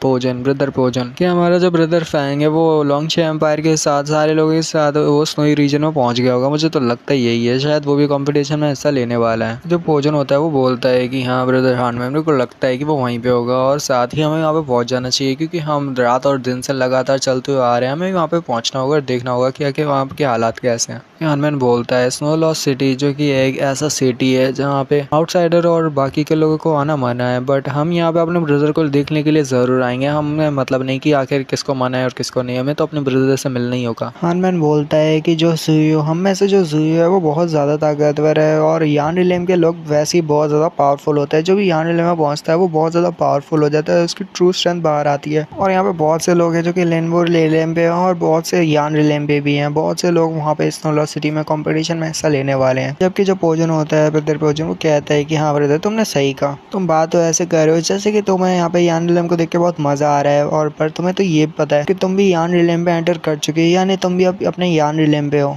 और जो यान रिलेम के बंदे वो भी तुम्हारे सामने कुछ नहीं, तुम बहुत ज्यादा पावरफुल हो नॉर्मल यान रिलेम के बंदे से भी। जो हमारा हानमैन होता है वहाँ पे हंस लगता है और कहता है हाँ ब्रदर तुमने ठीक कहा, मैं अब पहुंच चुका हूँ यान रिलेम पे, वो भी बहुत ज्यादा मेहनत के बाद। और जनरल ने कहा था कि हमें वहाँ पे जाके देखना चाहिए और अब उन्हें पता है कि हमारी ताकत कितनी है, तो इसलिए उन्होंने हमको यहाँ पे भेजा है। तो अब इसमें कोई गलत बात नहीं है। और मुझे तो इंतजार नहीं हो रहा कि ब्रदर फेंग की पावर कितनी हो गई होगी, यानी लिन फेंग की पावर कितनी हो गई होगी, अगर पता नहीं वो कौन से लेवल पे होंगे। उन्होंने सोई फील्ड कंपटीशन को ज्वाइन किया है जिससे वो अपने राइज कर सके और कंपटीशन में साइन कर सके। हो सकता है कि वो यान रिलेम के पीक पे हो या फिर यान रिलेम के अभी भी लो लेवल पे हो, बट जो भी वो पावरफुल तो बहुत ज्यादा है। ब्रदर फेंग को अंडर एस्टिमेट नहीं किया जा सकता। क्योंकि हमारा जो पोजन होता है वो बोलता है ब्रदर मतलब हानमैन से बोलता है कि जो हमारे जनरल लो है उन्होंने बोला था कि हम जब भी जो है वॉर में लोगों से लड़ते रहते हैं तो वहाँ पे एक जगह पे एक ही स्ट्रेंथ के लोगों से लड़के कोई फायदा वैसे वो नहीं होता, अपने देश को मतलब प्रोटेक्ट करते रहते हैं। पर कभी भी हमें बाहर जाके लोगों से मिलने का मौका नहीं मिला और यहाँ पे आउटसाइड बहुत से लोग हैं जो कि बहुत ज्यादा पावरफुल है, हमने अभी तक देखे नहीं, उनकी स्ट्रेंथ को अभी तक हमने परखा नहीं है। तो हो सकता है कि वो जो स्नोई कॉम्पिटिशन हो सब बहुत ज्यादा पावरफुल लोग भी आए हुए हो। हनुमान बोलता है चलो ब्रदर ठीक है, ये सब छोड़ो, चलो हम अपने ब्रदर से मिलने के लिए चलते हैं, जल्दी चलते हैं और स्नोई कंपटीशन में देखते हैं हमारे ब्रदर फैंग कहाँ पे हैं। तो दोनों ही दौड़ते हुए जाने लगते हैं वो उसी कंपटीशन के स्टेज पे या वो वहीं पे जहाँ पे लिन फैंग है हमारा। जबकि जो के स्टेज पे सारे लोग होते हैं वो देखने लगते हैं और कहते हैं ओए जरा वहाँ ऊपर देखो, कैंगटियान एम्पायर से भी लोग आने लगे हैं। दिखाते एक पंची से एक बंदा निकलता है और वो मतलब वो उतरता है और कहता है तो तुम सब लोग बहुत जल्दी आ गए, लगता है हमें आने में बहुत ज़्यादा देरी हो गई, इसके लिए हम माफ़ी चाहते हैं। तो ये बंदा होता है कैंगटियान एम्पायर से यूमो। तो ये बंदे मतलब सारे लोग यूमो से कहते हैं कि लगता है तुम बहुत ज़्यादा देरी से आए हो। तो यूमो होता है वो भी उन दोनों बंदों की तारीफ करता है जो कि वही होते हैं जिनका नाम मैं फिर से नहीं बोलूँगा, वो जो कि यूलन एम्पायर से होते हैं। वो दोनों ही एक लड़का होता है एक लड़की होती है। दूसरा जो लड़का होता है वो शॉर्टमैन होता है जबकि लड़की एक और होती है किन नाम से। और फिर वो बंदा अपने मन में सोचने लगता है कि ब्लैक लीडर एम्पायर के टियानशा सेक्ट में से वो बंदे भी दोनों आए हुए हैं। जो यूमो होता है मन में सोच रहा होता है एक तो ड्राई ब्लड है टियानशा सेक्ट से और साथ ही मतलब सेक्टर से, और साथ ही एक जोशा है जो कि बहुत ज़्यादा पावरफुल है। ये दोनों ही बंदे बहुत ज़्यादा पावरफुल है। और वो साथ ही उन दोनों से कहता है तो अच्छा ये तुम दोनों वो टियानशा सेक्ट से मतलब सेक्टर से। चलते हुए आगे की तरफ आता है और कहता है कि लगता है 4 मेजर एम्पायर से सारे लोग यहाँ पे पहुँच चुके हैं, और जबकि यहाँ पे सारे लोग आ चुके हैं तो उसमें कंपटीशन अभी तैयार हो मतलब स्टार्ट होने वाला है। और लगता है जैसे तुम भी यहाँ पे आए हो लोंगशे एम्पायर से। जुनमोजी तुम्हारे ही बहुत ज़्यादा चर्चा सुने हुए हैं कि तुम भी लोंगशे एम्पायर के टॉप के जीनियस हो, टॉप नंबर 1 जीनियस हो। हमारा जुनमोजी होता है वो हंसते हुए बोलता है कि तुम्हारे बारे में बहुत सुना है, तुम्हारा नाम वही है यूमो। उसको एक टाइटल भी दिया गया है आई डायग्राम, सॉरी 8 डायग्राम आई करके। फिर दिखाते जो हमारा जोशा होता है वो बोलता है कि हे तुम्हारे साथ एक और बंदा आना चाहिए था जो कि कैंगटियान ब्लड एम्परर है, तो वो भी तुम्हारे साथ आना चाहिए था। वो कहाँ है, क्या वो पीछे रह गया, रास्ते में कोई प्रॉब्लम हो गई थी क्या जो वो बंदा तुम्हारे साथ नहीं आया। फिर जो ब्रदर लूमा होता है वो बोलता है कि अरे अरे तुमने देखा नहीं क्या, अभी तक लगता है तुमने नोटिस नहीं किया, वो कब का ऑलरेडी यहाँ पे पहुंच चुका है और वो तब से हाइड हुआ बैठा है। और जब वो हमारा जो ब्रदर यूमो होता है वो बोलता है कि वो यहीं पे है, तब हमारे अचानक से पावर रिलीज होती है और कैंगटियान ब्लड एम्परर जो होता है वो अपनी पावर को रिलीज करता है। भाई साहब अचानक से एक पावर का बहुत ज़्यादा बड़ा रिलीज होता है। तो जो एक बंदा होता है वो वहाँ पे बहुत ज़्यादा चिल्ला रहा होता है और कहता है कि अरे अरे देखो ज़रा वहाँ पे इतनी ज़्यादा पावर रिलीज हो रहा है, लगता है ये कैंगटियान एम्परर की पावर है जो कि रिलीज कर रहे हैं। उसने तो यहाँ पे सिर्फ अपनी पावर को ही रिलीज किया है, पर ज़रा देखो वहाँ पे कितना बड़ा ब्लास्ट हुआ है। और जैसे कि सुनने में आया था कि जो कैंगटियान एम्परर लिंग है जो कि माना जाता है कैंगटियान एम्परर का पावर हाउस, क्योंकि वो इतना ज़्यादा पावरफुल है कि उसको एक तरह से पावर हाउस भी कहा जाता है कैंगटियान एम्पायर का। ये रूमर तो वाकई में सच है। जरा देखो तो उसकी पावर को सिर्फ उसने एक्टिवेट किया है कि यहाँ पे धमाके चालू हो गए और पावर से यहाँ पे बिजलियाँ कड़क रही है। सारे लोग बस यही बातें कर रहे होते हैं। जो कैंगटियान एम्परर की मिंग है वो यहाँ पे आया है, कैंगटियान एम्परर है वो यहाँ पे आया है और कह रहा है मतलब यहाँ पे आती है उसने बहुत ज़्यादा पावर को रिलीज कर दी, जरा देखो। और बस इसी के बारे में बात कर रहे होते हैं लोग कि कैंगटियान एम्परर कितना पावरफुल है। और यहाँ पे जो कैंगटियान एम्परर है वो आते ही साथ जो जाता है स्टेज के ऊपर और साथ ही डायरेक्ट यही कहता है, एक ही शब्द कहता है जो कि होता है कि डुआन वुडाओ कहाँ पे है, क्या डुआन वुडाओ यहाँ पे नहीं आया। फिर वो पीछे लोंगशे एम्पायर की तरफ देखता है और कहता है कि हे लोंगशे एम्पायर बताओ डुआन वुडाओ कहाँ पे है, डुआन वुडाओ को तुम्हारे साथ आना चाहिए था ना। फिर से वही हेड वाले बंदे को दिखाया जाता है जो कि यहाँ पे मन में सोच रहा होता है आखिर इसकी पावर लेवल है क्या, इतनी पावर तो मैंने आज तक देखे नहीं है यान विलियम के बंदे में, आखिर ये है क्या, कौन से लेवल पे ये है। साथ ही साथ जो है डुआन वुडाओ को ढूंढ रहा है। डुआन वुडाओ भी बहुत ज्यादा पावरफुल होगा लगता है, जरा उसकी आंखें तो देखो, उस बंदे की आंखें देख के बहुत ज्यादा डर लग रहा है उस कैंगटियान एम्परर की। जबकि जो डेलियन जिसको बार बार लोग डेलियन बता रहे हैं, जिसने डेलियन नाम के बंदे ने जिस पे लिन फेंग ने हमला मतलब लिन फेंग ने जिस पे हमला किया था और जो बंदा लिन फेंग को मारने के पीछे पड़ा हुआ था वो बंदा भी कह रहा होता है कि नहीं ऐसा तो हो ही नहीं सकता, ये बार बार डुआन वुडाओ की बात क्यों कर रहा है। सारे लोग यहाँ पे डुआन वुडाओ की बात कर रहे हैं। ये बंदा कैंगटियान एम्परर यहाँ पे आया तो मुझे लग रहा है डुआन वुडाओ के अंदर इतनी हिम्मत ही नहीं होगी कि वो यहाँ पे आके इसके साथ पंगे ले सके। जबकि जो उसका साथी होता है वो उसे शांत करने लगता है डेलियन को और कहता है डेलियन तुम बकवास बंद करो, शांत हो जाओ। जबकि जो हमारा कैंगटियान एम्परर होता है वो डेलियन की बात सुन लेता है, वो समझता है कि डेलियन यहाँ पे कह रहा है कि डुआन वुडाओ में इतनी हिम्मत नहीं कि वो मेरे से टक्कर ले सके। कैंगटियान उन्होंने सोच रहा होता है ये बंदा जिसने अभी कहा कि जो डुआन वुडाओ इसमें इतनी हिम्मत नहीं कि वो मेरे साथ फाइट कर सके, आखिर ये बंदे को लगता क्या है डुआन वुडाओ बहुत ज़्यादा पावरफुल है, मेरे को टक्कर दे सकता है। डुआन वुडाओ एक जीनियस है तो ये आखिर उसके बारे में ऐसी बातें कैसे कर सकता है, इसकी हिम्मत तो देखो। कैंगटियान एम्परर भी हमारे डेलियन से कहता है कि अगर डुआन वुडाओ यहाँ पे होता तो मेरे को नहीं लगता कि तुम्हारे मुँह से ये शब्द निकलने वाले थे। और यहीं पे ये वाले एपिसोड को खत्म करते हैं। You will enjoy, leave a like अगर आपको पसंद आता है। मिलते हैं अगली वीडियो में। Peace, goodbye. So guys, आज तो मैं सिर्फ एक ही वीडियो डाल पाऊंगा, बट आप नेक्स्ट वीडियो कमेंट कर देना। कमेंट करते हो, जो भी कमेंट करते हो मुझे तो अच्छा ही लगता है भाई, बट सॉरी मैं आज वीडियो नहीं डाल पाऊंगा क्योंकि आज सिर्फ एक ही वॉइस ओवर हो पाया है। तो कल 2-3 वीडियो में डाल दूंगा, तो एंजॉय करना कल। और मिलता है अगली वीडियो में। Peace, good bye.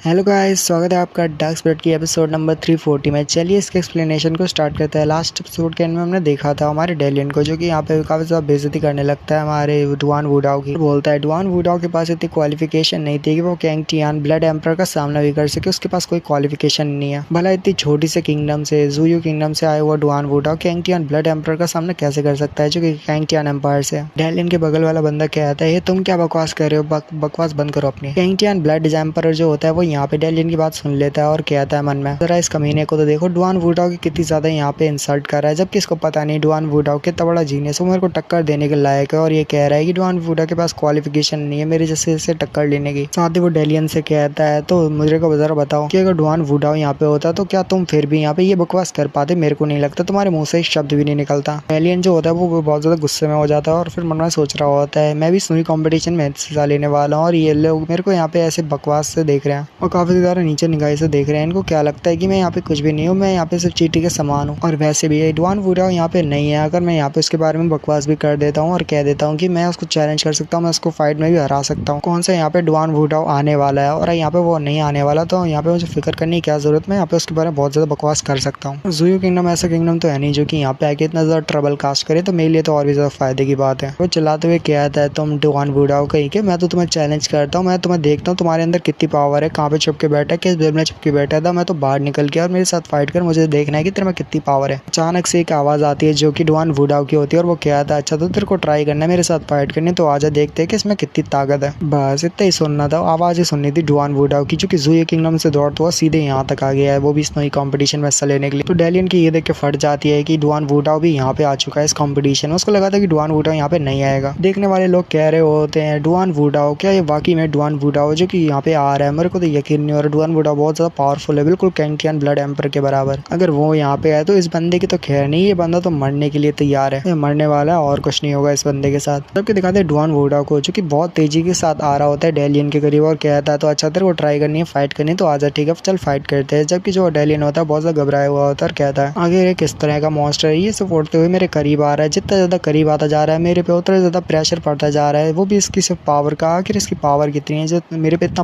प्रेशर पड़ रहा है कि मैं यहाँ पे मूव भी नहीं कर पा रहा। देखने वाले कहते हैं लोग कि वाकई में जो डुआन वुडाओ बहुत ज्यादा तेज है, कितनी स्पीड के साथ आगे बढ़ रहा है। डेलियन कहता है, खत्म हुआ ये सब, तो यहीं खत्म हुआ, मुझे नहीं लगता मैं बचने वाला हूँ। डुआन वुडाओ आके डायरेक्ट उसके ऊपर गिरता है। साथ ही दिखाते हैं जो डुआन वुडाओ होता है वहाँ पे खड़ा हुआ होता है और कहता है ये तो सिर्फ एक कचड़ा था। डेलियन को दिखाते हैं कि डुआन वुडाओ उसके ऊपर आके खड़ा हो जाता है, जिससे दिखाते हैं डेलियन नीचे जमीन में घुस जाता है, जमीन में यहाँ पे दरार पड़ जाती है, जमीन में टूट जाती है। देखने वाले कहते हैं लोग कि जो डेलियन था वो बहुत ज्यादा पावरफुल था, यहाँ तक कि वो अपने 6 लेवल पे थे यान रूल के। जरा देखो ये हमारे डुआन वुडाओ के सामने तो कुछ भी नहीं। डुआन वुडाओ सिर्फ यहाँ पे आते ही एक मूव चला है उसने, एक मूव के साथ उसने यान रिलेम के 6 लेवल के बंदे को ऐसे अपने पैरों के नीचे दबा रखा है। भाई क्या ही तो बताऊं, डुआन वुडाओ के सामने तो यान रिलेम के 6-7 लेवल के बंदे भी कुछ नहीं, वो तो अपनी चुटकियों को घुमाते हुए हरा सकता है। और वो बात तो बिल्कुल सच साबित हुई है कि अगर जो भी डुआन वुडाओ को यहाँ पे ओबे करेगा और उसके सामने बकवास करेगा तो डुआन वुडाओ उसको नहीं छोड़ने वाला, उसको बहुत ज्यादा अच्छा सबक मिलने वाला है। वो ये बात तो बिल्कुल सच है, जो कि डुआन वुडाओ के सामने बकवास करेंगे वो सारे लोग मारे जाएंगे, उनके साथ बिल्कुल भी अच्छा नहीं होने वाला, जैसे कि उस बंदे डेलियन के साथ हुआ। जरा देखो वो कैसे जमीन के अंदर घुस गए, जबकि हमारे लिन फेंग मन में सोच रहा होता है। लिन फेंग कहता है, लास्ट टाइम ज़ेनजियांग लेक पे मेरे को मिला था ये डुआन वुडाओ, मेरे से जाने से पहले डुआन वुडाओ से मैं आखिरी बार मिला था, जब मैंने उसकी पावर को देखा था तब उसकी पावर इतनी नहीं थी। जब मैं उसको अगेन देख रहा हूँ तो इसकी पावर मुझे बहुत ज्यादा टेरिफाइंग लग रही है। आखिर इसकी पावर कितनी है पता नहीं, इसका लेवल कितना है। पहली बार जब मैं इतना मिला था, इससे मिला था जब उसकी पावर इतनी नहीं थी, इसकी पावर पहले से ज्यादा बढ़ चुकी है। और जो अदर एम्पायर है, अदर एम्पायर से जितने भी जीनियसेस आए हुए हैं उनसे ज्यादा तो इसकी स्ट्रेंथ होने वाली है। जैसे कि कैंग टियान ब्लड एम्परर को ले लो, कैंग टियान ब्लड एम्परर के बराबर इसकी पावर है। आखिर ये कैसे हो सकता है? इसकी पावर तो बढ़ती जा रही है दिन प्रतिदिन। जो डुआन वुडाओ है उसने अपने पैर के नीचे डेलियन को दबा के रखा हुआ है, अगर वो डेलियन का मार भी देता है तो मेरे को तो कोई फर्क नहीं पड़ता। वैसे भी ये डेलियन बहुत ज्यादा बेकार है, यहाँ पे बार बार ज़ुयू किंगडम की बहुत ज्यादा इंसल्ट कर रहा था और सबके सामने ज़ुयू किंगडम को काफी ज्यादा बेइज्जत कर रहा था। हमारा भी जाता है तो यहाँ पे एक बकवास यहाँ पे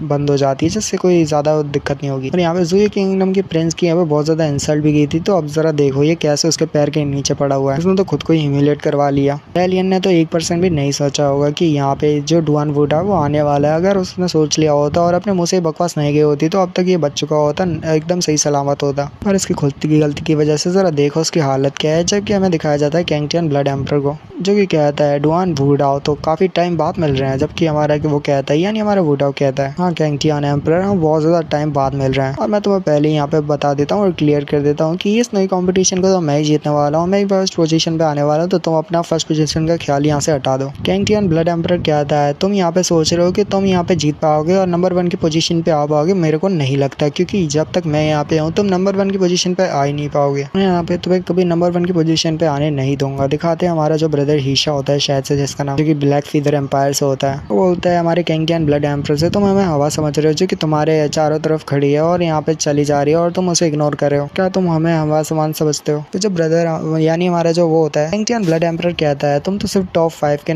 लोग हो, तुमसे क्या मेरे एप्स एक्सेप्ट, तुम लोग तो सिर्फ टॉप 5 में आने की दम रखते हो, तुम्हारे से बात करके भी कोई फायदा नहीं होने वाला। ईशा मन में सोच रहा होता है अभी इसने क्या कहा, इसने कहा टॉप 5, इसको लगता है कि सिर्फ हम टॉप 5 में आने के लायक हैं और बाकी के 7 लोग इसके लिए सिर्फ थ्रेट जैसे हैं। तो ये बहुत ज्यादा गलत है, मैं इसको साबित कर दूंगा, दिखा दूंगा कि कौन पावरफुल है। उसको यहाँ पे कैसे लग सकता है कि मैं यहाँ पे सिर्फ टॉप 5 में आने के लायक हूँ। जो ईशा होता है वो साथ ही कहता है तुम्हारी कल्टिवेशन बहुत ज्यादा बढ़ चुकी है, तो तुम यहाँ पे अपने आप को समझते हो कि तुम यहाँ पे टॉप नंबर 1 के पोजीशन पे आओगे और हम बाकी के लोग टॉप 5 में आएंगे, बट ऐसा कुछ भी नहीं होने वाला। इस कंपटीशन के दौरान हम सब तुम्हें प्रूव करने वाले, दिखाने वाले हैं कि कौन यहाँ पे बॉस है। तुम्हारा डिसीजन नहीं है कि कौन टॉप 5 पे आएगा कौन टॉप 10 में आएगा। ईशा वहाँ से गायब होने लगता है और कहता है तो अच्छा ठीक है चलो मिलते हैं इंपीरियल सिटी में, वहाँ दिखाता हूँ तुम्हें कौन बॉस है। कैंगटियन कहता है तो ठीक है चलो मिलते हैं बाद में। यहाँ पे पता चलता है कि अभी ये कंपटीशन स्टार्ट नहीं होगा, ये कंपटीशन को स्टार्ट होने में अभी थोड़ा टाइम है। तो सारे लोग कहते हैं ये सारे लोग तो चले गए क्योंकि अभी कंपटीशन को स्टार्ट होने में अभी टाइम लगने वाला है। पर अभी यहाँ पे बताया नहीं जा रहा कि कितना टाइम लगेगा कंपटीशन को स्टार्ट होने में, थोड़ा टाइम लग सकता है शायद से। तो दिखाते हैं लिनफेंग के बगल में हमारा फियांग होता है, यूनफियांग, जो कि लिनफेंग से बोलता है बताओ तुम्हें तो यहाँ पे कैसा लगा, तुम्हें आग के जीनस को देख के कैसा लगा। लिनफेंग कहता है यहाँ पे जितने भी लोग आए हुए हैं ये सारी बहुत ज्यादा स्ट्रॉन्ग है, इनकी पावर को मैंने जांच लिया है, परख लिया है, सारे लोग बहुत ज्यादा टैलेंटेड है। मेरे को मुश्किल लग रहा है कि मैं यहाँ पे सर्वाइव कर पाऊंगा कि नहीं, मेरे को लगता है यहाँ पे बहुत सारे लोग पावरफुल है, मेरे से तो ज्यादा ही है। लिनफेंग जो होता है मन में सोच रहा होता है डुआन वुडाओ ने मेरे से एक्सपेक्ट किया था, वो चाहता था कि मैं टॉप 9 की पोजीशन पे आऊँ और वो यहाँ पे खुद से आई इस नई कंपटीशन में हिस्सा लेने के लिए और वो यहाँ पे फर्स्ट पोजीशन को हासिल करना चाहता है। जबकि लिनफेंग कह रहा होता है कि इस नई कंपटीशन एक ऐसी अपॉर्चुनिटी है जिसमें मैं डुआन वुडाओ को शायद से हरा सकता हूँ, या हरा के उसको दिखा सकता हूँ कि मैं भी कितना स्ट्रांग हूँ। मेरे पास ये एक चांस है, इस नई कंपटीशन के दौरान डुआन वुडाओ को हरा के फर्स्ट पोजीशन पे आ सकता हूँ। जबकि यूनफियांग लिनफेंग से कहता है लिनफेंग तुम्हारे पास अब भी एक चांस है, कंपटीशन अभी इतनी जल्दी खत्म नहीं होने वाला और हमारे पास एक और चांस है। लिनफेंग यूनफियांग से कहता है तो बताओ आखिर तुम्हारी बात कहने का मतलब क्या है। यूनफियांग बोलता है तो जैसे कि तुम्हें बताया इस नई कंपटीशन एक बहुत ज्यादा बड़ा कंपटीशन है जिसमें बहुत से अलग अलग एम्पायर से लोग आए हैं, बहुत से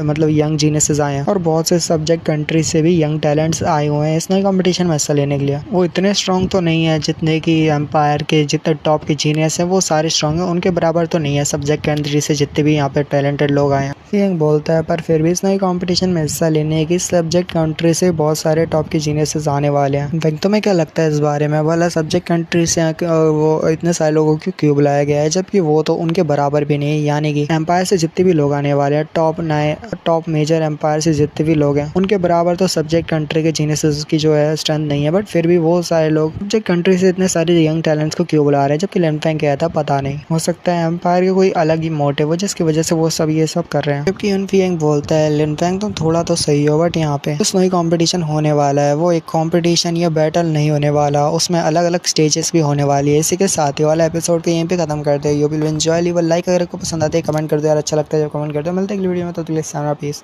गुड बाय। तो मिलते हैं, बाय, कमेंट कर देना अच्छा लगता है, बाय। हेलो गाइस, कैसे हैं आप सब लोग। स्वागत है आपका डार्क स्पिरिट के एपिसोड नंबर 341 में। चलिए इसके एक्सप्लेनेशन को स्टार्ट करते हैं। लास्ट एपिसोड के एंड में हमने यूनफियांग को देखा था जो कि हमारे लिनफेंग को स्नोई कंपटीशन के बारे में बता रहा होता है और कहता है लिनफेंग तो मैं यहाँ पे एक चीज को क्लियर कर देता हूँ, जैसे कि मुझे पता है स्नोई कंपटीशन में कोई भी ज्यादा बड़ी बैटल नहीं होने वाली, उसमें बहुत सी स्टेजेस आने वाली है जिन स्टेजेस को तुम्हें पार करना होगा और वो सारी स्टेजेस पता करेगी कि तुम्हारा पोटेंशियल, तुम कितने ज्यादा टैलेंटेड हो ये पता करने वाली है। यानी कि तुम्हें उसमें फुल अपना दिमाग लगाना होगा और सारी स्टेजेस को पार करना होगा, जब जाके तुम फाइनल स्टेज तक पहुंचोगे। यानी 1-2 लेवल करके ऐसे करके फिर लास्ट तक जो फाइनल स्टेज आएगी उसको तुम्हें पार करना होगा, तब जाके तुम स्नोई कंपटीशन को जीतोगे और तुम्हारा रैंक डिसाइड किया जाएगा। और इस स्नोई कंपटीशन की स्टेज के दौरान तुम्हें बहुत सारे ब्रेक थ्रू करने की अपॉर्चुनिटीज मिलेगी। तुम्हें नहीं, बाकी के लोगों को भी बहुत ज्यादा अपॉर्चुनिटीज मिलेगी ब्रेक थ्रू करने की, यानी वो अपना ब्रेक थ्रू कर पाएंगे। और बाकी के सब्जेक्ट कंट्री से जितने भी लोग हैं उन सारों को भी बहुत ज्यादा मौका मिलेगा स्नोई कंपटीशन के दौरान ब्रेक थ्रू करने का। और वो इतने ज्यादा एबल हो जाएंगे वो फाइनल बैटल में भी यहाँ पे फाइट कर सकते हैं। यानी कि सामने वाला भले कितना स्ट्रॉन्ग क्यों ना हो, अगर स्नोई कंपटीशन के दौरान स्टेजेस के दौरान अगर उन्होंने कंटिन्यूस ब्रेक थ्रू करा तो वो बहुत ज्यादा पावरफुल हो जाएंगे। सामने वाला भले एक इंडियन ब्लड एम्परर क्यों ना हो, वो उसका भी सामना कर सकते हैं। और यहाँ पे बहुत से टैलेंटेड लोग हैं जो कि यहाँ पे अपनी पावर को शो करने वाले हैं स्नोई कंपटीशन के दौरान, क्योंकि वो बहुत ज्यादा ब्रेक थ्रू करेंगे। लिनफेंग कहता है, क्या तुम सच कह रहे हो? क्या वाकई में ये गेम का रूल है? तो मेरे को तो पता ही नहीं थी। अगर ऐसी बात है तो बहुत से टॉप के जीनियसेस यहाँ पे ब्रेक थ्रू करने वाले स्नोई कंपटीशन के दौरान। और युन फियांग, क्या वाकई में यही रूल है स्नोई कंपटीशन का? जबकि युन फियांग बोलता है, लिनफेंग तुम यहाँ पे चिंता मत करो, जब समय आएगा तो तुम अपने आप ही सब कुछ समझ जाओगे। और जितना मैंने तुम्हारे बारे में जाना है कि तुम कितने ज्यादा टैलेंटेड हो, तो मेरे को पता है कि तुम इम्प्रूव तो बहुत ज्यादा करने वाले हो स्नोई कंपटीशन के दौरान तुम बहुत ज्यादा ब्रेक थ्रू करने वाले हो और बहुत ज्यादा इम्प्रूव करने वाले हो। कि लिनफेंग कहता है, तुम्हें तो बहुत कुछ पता है युन फियांग, वाकई में तुम तो बहुत ज्यादा जीनियस हो। लिनफेंग मन में सीरियस होकर सोचता है, ये युन फियांग अचानक से ज़ुयू किंगडम में पता नहीं कहां से अपीयर हुआ, वो भी ज़ुयू किंगडम के ब्रोकन ब्लेड सिटी से। और ये युन फियांग हमेशा अपने सामने वाले को इतना ज्यादा सरप्राइज कर देता है कि वो बंदा बहुत ज्यादा सरप्राइज हो जाता है। इसको सब के बारे में बहुत कुछ पता है और इसकी जो कॉम्बैट पावर है वो एक्सट्रीमली टेरिफाइंग है, यानी बहुत ज्यादा खतरनाक है। और ऊपर से इसको इतनी सारी चीजें पता है कि जिसके बारे में तो मैंने आज तक सुना भी नहीं है। आखिर सबको मतलब इसको इतने सब चीजों के बारे में कैसे पता चला? सब कुछ तो सोए सिटी के लोग, रहने वाले लोग ही जानते होंगे। जबकि हमारे युन फियांग हमारे लिनफेंग से बोलता है, लिनफेंग अब तुम ऐसे खड़े क्यों हो? चलो मैंने पूछ लिया है। मैंने एक बंदे से भी यहाँ पे बात करी है, उसने बताया जो स्नोलॉस सिटी है वो स्नोई सिटी से भी बहुत ज्यादा पुराना है, तो क्यों ना हम यहाँ पे थोड़ा वॉल करके आते और देखते आसपास की जगह को और जांचते आखिर चल क्या रहा है स्नोलॉस सिटी में। लिनफेंग कहता है, हाँ तुमने सही कहा। फिर वो जावे से कहता है, जावे तुम भी हमारे साथ चलो, हम भी जो जाके सोलर सिटी को घूमते। जबकि हमारा युन फियांग कहता है, बहुत बढ़िया, चलो चलते हैं। लोग मस्त चलते हुए जा रहे होते हैं, मार्केट वगैरह में दिखाते हैं जो हमारा वो होता है। युन फियांग बोलता है कि ब्रदर ये जगह बहुत ज्यादा सुंदर है और सोलर सिटी बहुत ज्यादा पुरानी भी है स्नोई सिटी से। जबकि हमारे लिनफेंग को दिखाते हैं जो कि यहाँ पे कुछ महसूस करता है और कहता है, यहाँ की जो हवा है इसमें अर्थ एसेंस है, जिसकी वजह से बहुत ज्यादा आप पावरफुल बन सकते हो। और ये हमारी लॉन्गचे एम्पायर ज़ुयू किंगडम से बहुत ज्यादा पावरफुल हवा है, यानी इसमें बहुत ज्यादा मात्रा में अर्थ एसेंस है। मैं कहता है, यही तो वजह है कि स्नोलॉस सिटी में इतनी ज्यादा एयर है जिसकी हेल्प से कल्टीवेटर्स अपनी पावर को बढ़ा सकते हैं और इंस्टेंट ब्रेक थ्रू कर सकते हैं और वो बहुत ज्यादा इजीली आगे जा सकते हैं। इनकी एयर में जो अर्थ एसेंस है वो लॉन्गचे एम्पायर से तो कई ज्यादा है। जो लिनफेंग होता है वो यहाँ पे शायद अपने पास से फाइन वाइन को निकालता है, क्योंकि अभी तो पता नहीं वो फाइन वाइन है या नहीं, क्योंकि लिनफेंग ने अभी तक कुछ कहा नहीं है इसमें। लिनफेंग बोलता है कि इस चीज को मैं यहाँ पे बाहर निकाल देता हूँ, क्योंकि अर्थ एसेंस एयर में बहुत ज्यादा है, जिसकी हेल्प से मैं यहाँ पे बहुत ज्यादा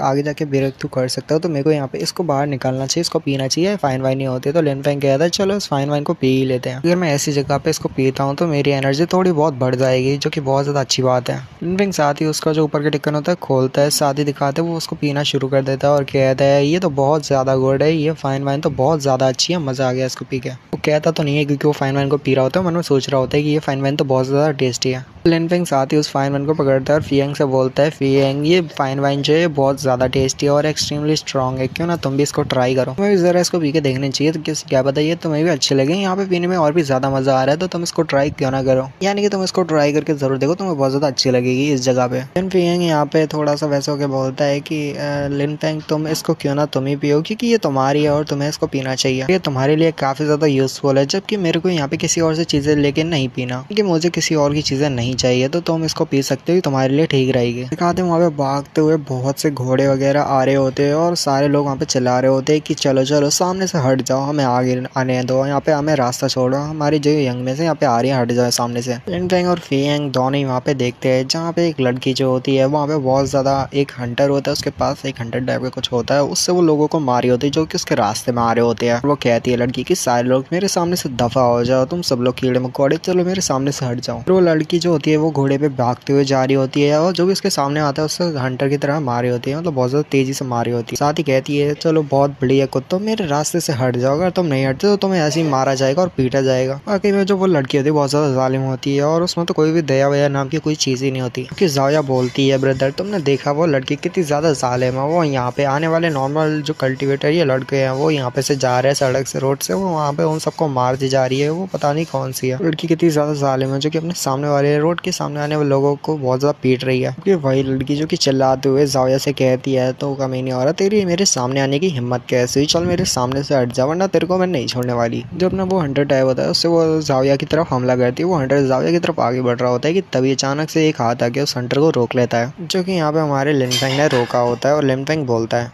अरे लिन फेंग उस लड़की से बोलता है कि चुपचाप से ऐसे दफा हो जाओ वरना तुम्हें कॉन्सिक्वेंसेस को बर्दाश्त करना पड़ेगा। जबकि सारे बुरे लोग जिनको यहाँ पे रोका जाता है लिन फेंग द्वारा, तो वो सारे लोग बस एक ही बात कहते हैं कि आखिर तुम्हें मेरे को रोकने की हिम्मत कैसी, आखिर तुमने मेरे को रोकने की यहाँ पे हिम्मत कैसे की। जबकि लिन फेंग यहाँ पे अपनी पावर को रिलीज करता है, साथ ही जो उसका हंटर रहता है उसको यहाँ पे खींचने लगता है, जिससे वो लड़की भी वहाँ पे खींची चली जाती है। जबकि उसके साथ एक और बूढ़ा शख्स रहता है, पता नहीं वो उसका फादर है कौन है, वो साथ ही कहता है कि रुक जाओ प्लीज यहीं पे रुक जाओ और आगे मत बढ़ना और उसको छोड़ दो। बंदा जो होता है हमारे लिन फेंग के काफी ज्यादा करीब आ जाता है, जबकि दिखाते हैं हमारा जो युन फियांग होता है वो लिन फेंग के सामने आ जाता है, उस बंदे को रोकने लगता है। तो युन फियांग लिन फेंग के सामने आके अपनी पावर को रिलीज करता है। सिर्फ उसकी पावर के रिलीज करने की वजह से जो वो बंदा जो कि लिन फेंग की तरफ आगे बढ़ रहा था वहीं से काफी ज्यादा दूर हटने लगता है और पीछे हटने लगता है, क्योंकि जो युन फियांग होता है इसकी पावर बहुत ज्यादा टेरिफाइंग और पावरफुल होती है। जो लिन फेंग होता है साथ ही वो जो रस्सी तो पकड़ी हुई होती है उसको वहीं पर छोड़ देता है, जिससे वो जो लड़की होती है वो पीछे की तरफ हटती है। वो लड़की पीछे की तरफ हटने के बाद लिन फेंग से कहती है कि आखिर तेरी हिम्मत कैसी हुई, तेरी हिम्मत कैसे मेरे सामने यहाँ पे एक्शन लेने की, मेरे खिलाफ एक्शन लेने की, अब तो मरने वाला है। जबकि लिन फेंग उस लड़की से कहता है कि लिन फेंग बोलता है कि मैंने तेरे से पहले भी कहा था कि यहाँ से चुपचाप से दफा हो जा, तो यहाँ पे बच जाती है और मैं तेरे से अब भी कह रहा हूँ कि दफा हो जाए, यहाँ से दफा हो जाए, मैं ज्यादा कुछ तेरे को चोट नहीं पहुंचाऊंगा। जबकि वो लड़की काफी ज्यादा गुस्से से कहती है कि तू लड़के तू अपनी मौत ढूंढ रहे हैं, यहाँ पे मेरे से पंगे मत ले, चुपचाप से मेरे रास्ते से हट जा, मैं तेरे को यहाँ पे माफ करती हूँ, मेरे सामने घुटने टेक और माफी की भीख मांग, तो हो सकता है मैं तेरे को माफ कर दूंगी।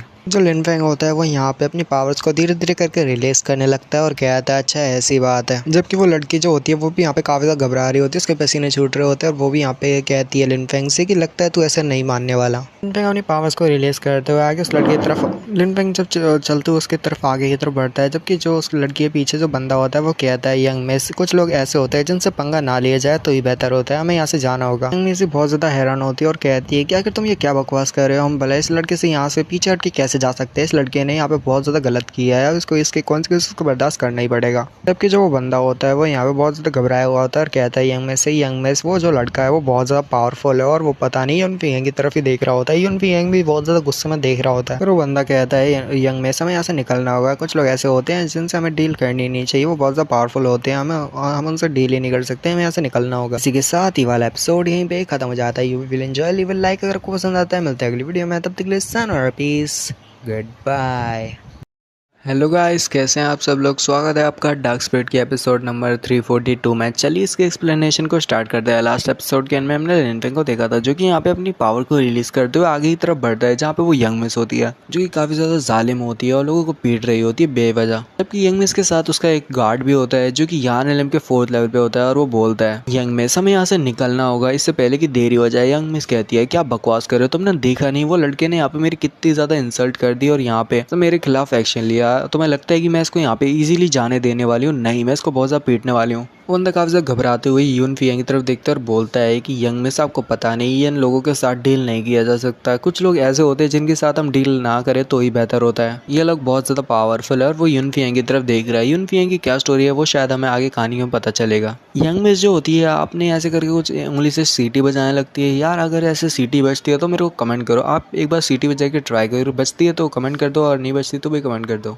वो सीटी बजाती है तो जो उसका घोड़ा जो कि पूरी तरह से ट्रेंड होता है तो वो पता होता है उसको कि सीटी बजाने पे उसको वापस यंग मिस की तरफ जाना है, तो वो यंग मिस की तरफ जाने लगता है। लिन फेंग बोलता है तुम्हें क्या लगता है कि इतने ज्यादा ट्रबल कास्ट करने के बाद तू यहाँ से जा सकती हो इतनी आसानी से? नहीं, मैं तुम्हें जाने नहीं देने वाला इतनी आसानी से। जो होता है वो हॉर्स जो होता है घोड़ा उसके ऊपर स्प्लिट करता है, अपना थूकता है, क्योंकि अभी अभी उसने जो है फाइन वाइन को पिया होता है तो वो जो फाइन वाइन होती है उसके जो स्प्लिट किया होता है उसमें मिक्स होती है। लिन फेंग बोलता है मैंने अभी जो स्प्लिट किया है इसके अंदर फाइन वाइन थी, यानी कि अगर कोई नॉर्मल जानवर के ऊपर अगर इसको थूका जाए स्प्लिट किया जाए तो फाइन वाइन गन के जरिए नॉर्मल जानवर को हम आसानी से जला सकते हैं, उसको वहीं पे खत्म कर सकते हैं। तो साथ ही लिन फेंग कहता है बर्न, जल जाओ। जब लिन फेंग जल जाओ कहता है तो वो जो घोड़ा होता है वहीं पे जलना शुरू कर देता है, क्योंकि यंग मिस का वो बहुत ज़्यादा फेवरेट घोड़ा होता है। वो बोलती है यंग मिस की मेरा घोड़ा, उसने मेरे घोड़े को जला दिया, तुम कमीने कही कि मैं तेरे को छोड़ने वाली नहीं हूँ, तेरी हिम्मत कैसे हुई मेरे फेवरेट घोड़े को यहाँ पे जलाने की। लिन फेंग और भी ज़्यादा उसे गुस्सा दिलाने लगता है और कहता है हाँ मैंने तेरे घोड़े को जलाया, चल आगे बढ़ और मुझे सबक सिखा, मेरे को सबक सिखा, आगे बढ़। यंग मिस का गार्ड उसे वहाँ से ले जाता है और कहता है यंग मिस इसकी बातों में बताइए, हमें ऐसे निकलना होगा, ये लोग हमें यहाँ पे रोकने की कोशिश करें, हमें ऐसे निकलना होगा, बहुत ज़्यादा पावरफुल हैं ये लोग। यंग मिस कहती है रुको जरा, फिर मैं देखो तुम्हारा क्या करती हूँ। जबकि लिन फेंग वहीं पे खड़ा होकर चिल्लाते हुए कहता है कि मैं यहीं पे तुम्हारा इंतजार कर रहा हूँ, अगर तुम्हें कुछ भी करना हो तो पंगे लेने हो तो दोबारा आ जाना, देखते हैं कि तुम क्या करती हो। यिन फेंग बोलता है लिन फेंग तुम्हें यहाँ पे ज्यादा लोगों से पंगे नहीं लेने चाहिए, ज्यादा ठीक नहीं होगा, क्योंकि यहाँ पे ज्यादातर लोग बहुत ज्यादा पावरफुल हैं। स्नोला सिटी कोई नॉर्मल सिटी नहीं है जिसमें ज्यादा लोग जो है वो बहुत ज्यादा पावरफुल होते हैं। कुछ यान लिम के 4th या 5th ज्यादातर नॉर्मल लोग होते हैं जो कि इतने लेवल पे होते हैं, और इससे भी हाई लेवल पे भी बंदे होते हैं, क्योंकि ये स्नोला सिटी है ना कि ज़ूयू किंगडम। ज़ूयू किंगडम में हो सकता था कि तुम यहाँ पे पंगे भी ले सको, कोई तुम्हें कुछ नहीं कहता, बट ये ज़ूयू किंगडम नहीं है। जैसे कि तुमने नोटिस किया होगा उस लड़की के साथ जो बंदा था वो यान लिम के 4th लेवल पे था, और देखा वो उसका नॉर्मल गार्ड था सिर्फ, और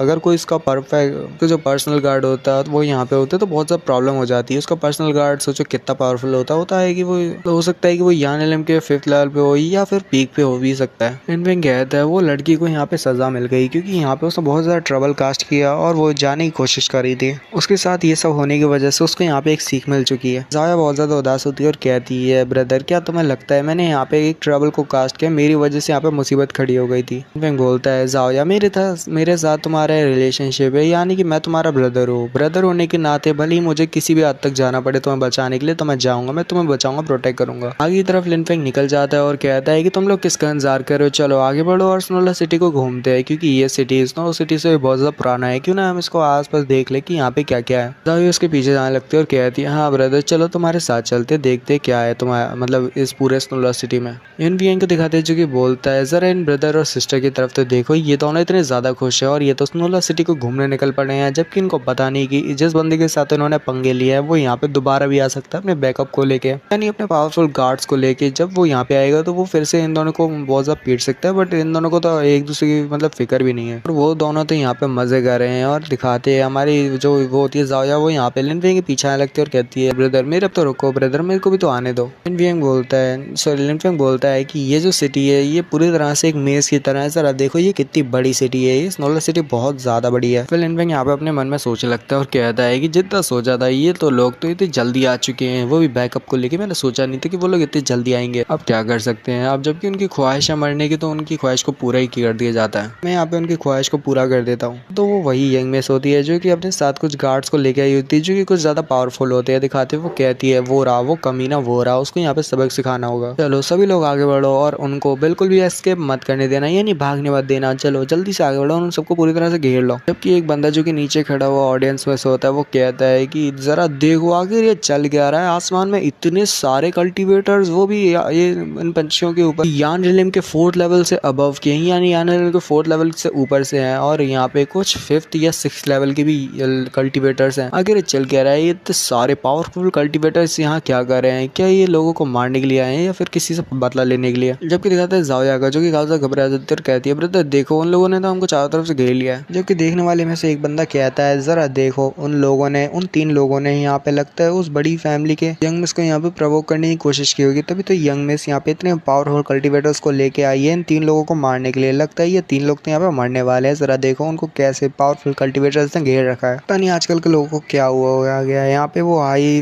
बड़ी फैमिली के लोगों को प्रोवोक कैसे कर लेते हैं। दूसरा वाला कहता है लगता है शायद इन लोगों को पता ही नहीं होगा कि इन 3 लोगों को पता ही नहीं होगा कि जिन फैमिली के साथ वो पंगा ले रहे थे वो हाई फैमिली थी, यानी कोई बड़ी फैमिली थी। लगता है बहुत ज्यादा देरी हो गई, अब ये 3 लोग तो यहाँ पे मरने वाले हैं इस यंग मिस के द्वारा। यंग मिस यहाँ पे बहुत ज्यादा खुश होती है और कहती है हा हा हा तुमने देखा, तुम तो यहाँ पे मरने वाले हो, अब तुम्हें जरा बताओ कैसा लग रहा है, क्या तुम्हें डर लग रहा है, क्या तुम्हें यहाँ पे पछतावा हो रहा है कि तुमने उस टाइम पे मेरे से घुटने टेक के माफी मांग ली होती तो तुम बच गए होते, तुम जिंदा होते, बट जरा देखो तुम तीनों यहाँ पे मरने वाले हो। लिन फेंग कहता है पछतावा और डर ये शब्द तो मैंने बहुत बार सुने हैं। लिन फेंग मुस्कुराता है और कहता है भला मुझे पछतावा क्यों होगा, अच्छा तो तुम मेरे को बताना चाहती हो कि जब मैं तुमसे मिला था तो मेरे को वहाँ भी तुम्हें थप्पड़ मार देना चाहिए था, मैंने तुम पे कुछ ज्यादा ही तरस खाया इसलिए है ना, तो तुम मेरे को कह रही हो कि मैंने कुछ ज्यादा यहाँ पे इस बात पे पछता दावा किया कि मैंने तुम्हें थप्पड़ नहीं मारा। जबकि लड़की लिन फेंग की बात सुन के बहुत ज्यादा गुस्सा हो जाती है। फिर वो लड़की जो होती है पता नहीं क्यों अपने आप को शांत करती है और साथ ही लिन फेंग से कहती है कि चलो ठीक है, तुम जैसे कहते हो उसको यहाँ पे मैं भूल जाती हूँ कि आज मेरा मूड अच्छा है, तो तुम यहाँ पे जल्दी से अपने घुटने टेको मेरे सामने और यहाँ पे बोलो कि तुमने जो किया, तुमने मेरे साथ जो पंगे लिए और उसमें जो किया, मेरे साथ जो भी किया उसके लिए तुम्हें बहुत ज्यादा पछतावा है। बस इतना बोल दो और इसी के साथ यहाँ से दफा हो जाओ, मैं तुम्हें यहाँ पे माफ करती हूँ। वैसे मैं आज मेरा बहुत ज्यादा मूड अच्छा है, अभी भी देरी नहीं हुई, जैसा मैंने कहा है वो जल्दी करो, यहाँ से दफा हो जाओ। क्योंकि लिन फेंग हंसते हुए कहता है जरा देखो तो एक लड़की जिसका यहाँ पे घोड़ा मर गया, उसका फेवरेट घोड़ा मर गया उसकी आंखों के सामने, मैंने उसको जला दिया और वो यहाँ पे इतनी ज्यादा खुश है और कह रही है कि वो अच्छे मूड में और मेरे को यहाँ पे माफ करने वाली है। लिन फेंग जो होता है उस लड़की का काफी ज्यादा यहाँ पे मजाक बना देता है। लड़की कहती है कि देखा तुम यहाँ पे, मेरे को पता था कि तुम यहाँ पे ऐसे तो नहीं मानने वाले, और अगर ऐसी बात है तो चलो ठीक है, तुम्हारे यहाँ पे मरने की